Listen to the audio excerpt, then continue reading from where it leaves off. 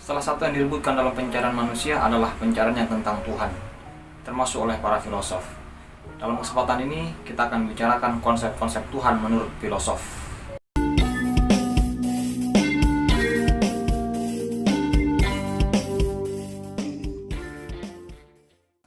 Mengawali pembahasan ini, saya akan mengutip dua tokoh.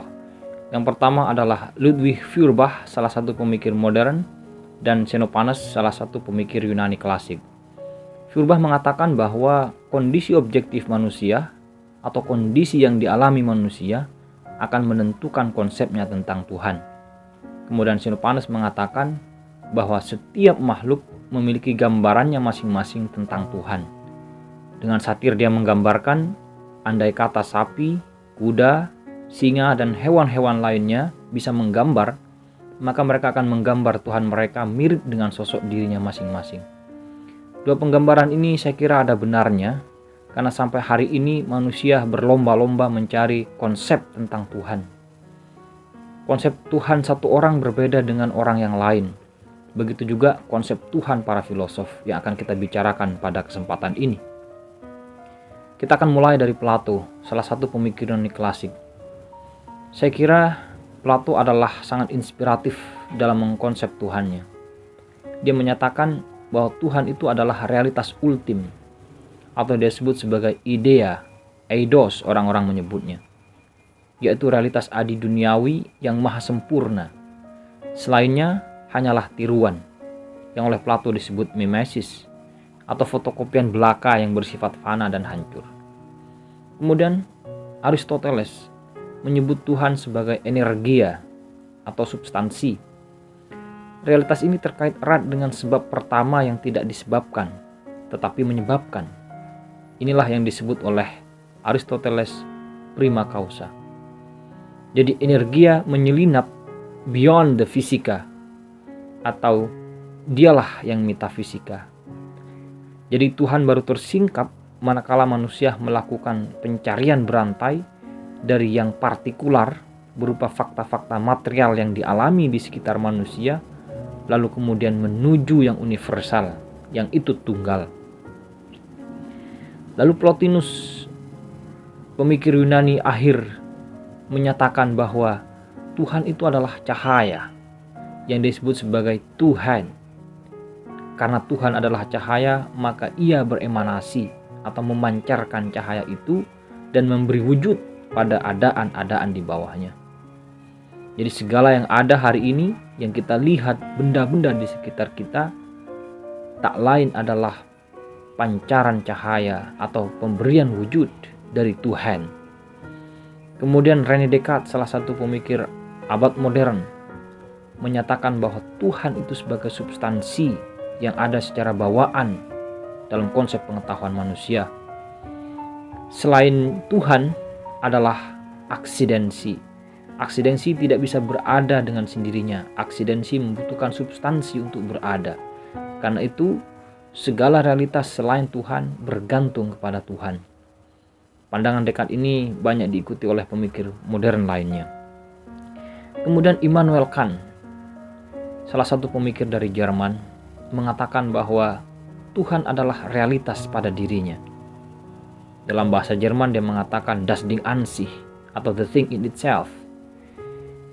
Tuhan dengan demikian sublim dan tersembunyi. Tuhan bukanlah fenomena, melainkan noumena. Tuhan tidak imanin, melainkan transenden. Dan manusia tidak akan pernah sampai pada pengetahuan Tuhan sebagai Tuhan. Aksesibilitas intelek manusia berhenti pada rasio murni, yang pada batas-batas tertentu bergantung pada indera dan kategori-kategori akal itu sendiri. Lalu kemudian datanglah Hegel sambil mengacukan tangan, lalu dia berseloroh dan menegaskan bahwa Tuhan adalah roh absolut.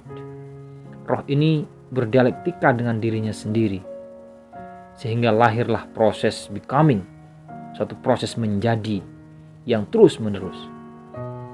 Dan dia meyakini bahwa dialektikalah yang memungkinkan semua yang partikular, walaupun pada akhirnya yang partikular tersebut akan berpulang pada yang absolut.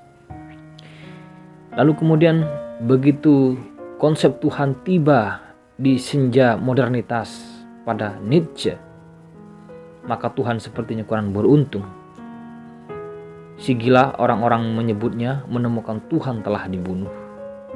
Lagu kematian pun digemakan. Seremoni kematian Tuhan dirayakan. Begitu dicari siapa pembunuhnya, ternyata kitalah pelakunya. Manusia-manusia modernlah yang menjadi aktor sadis pembunuhan itu. Lalu kemudian Heidegger berusaha dengan tergopoh-gopoh menghidupkan kembali ide Tuhan. Dia bilang bahwa para filosof itu lupa akan ada. Yang itu adalah realitas ultim yang tak lain adalah Tuhan yang pernah dibunuh itu. Manusia tidak akan pernah bisa menolaknya, alih-alih membunuhnya lagi. Manusia justru sosok yang tak berdaya yang akan terlempar begitu saja ke dalam dunia Tuhan itu sendiri. Lalu dia bilang bahwa manusia secara fenomenologis adalah ketiadaan, persis seperti bawang, yang apabila dikuliti dirinya atau identitasnya secara satu persatu, maka tak ada yang tersisa selain ketiadaan. Biarin sajalah mereka cemas dan galau menuju hari kematian, yaitu ketiadaannya. Lalu kemudian Ibnu Sina sambil menggulung sorbannya berkata bahwa Tuhan adalah wujud mutlak yang dia sebut sebagai wajibul wujud.